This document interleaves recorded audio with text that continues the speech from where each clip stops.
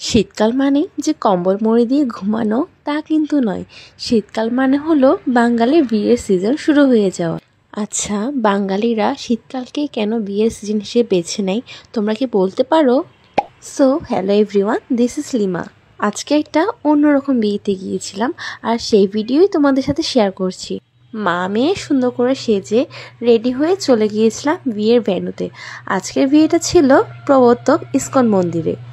এই নিয়ে দ্বিতীয়বার আমি কোনো মন্দিরে বিয়ের দাওয়াত খেয়েছি, তবে মন্দির এত সুন্দর করে সাজিয়েছে মনেই হচ্ছে না যে এটা একটা ক্লাব নাকি এটা মন্দির। আচ্ছা, আর কারা কারা এরকম মন্দিরে বিয়ে খেয়েছো তারা কিন্তু অবশ্যই কমেন্ট করবে। তোমরা যারা যারা বিয়ে করতে চাও তারাও কিন্তু এভাবে মন্দিরে সুন্দর করে সাজিয়ে বিয়ে করতে পারো। ও হ্যাঁ, এতদিন যে আমি কোনো ব্লগ আপলোড দিইনি বা ফেসবুকে অ্যাক্টিভ ছিলাম না, তোমরা কি কেউ আমাকে মিস করেছো?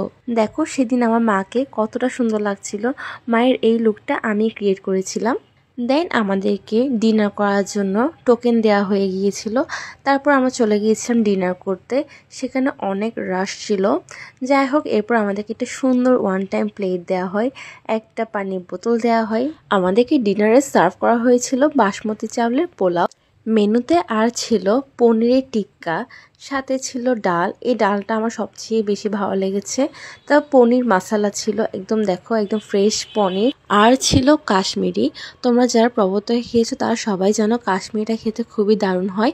এরপর আমাদেরকে একটা ফ্রুট কাস্টার্ড দেওয়া হয়েছিল, নিরামিষ ফ্রুট কাস্টার্ড। এটা আমার এই প্রথম খাওয়া, আর খুবই মজা ছিল। সাথে বোরহানি দিয়েছিল।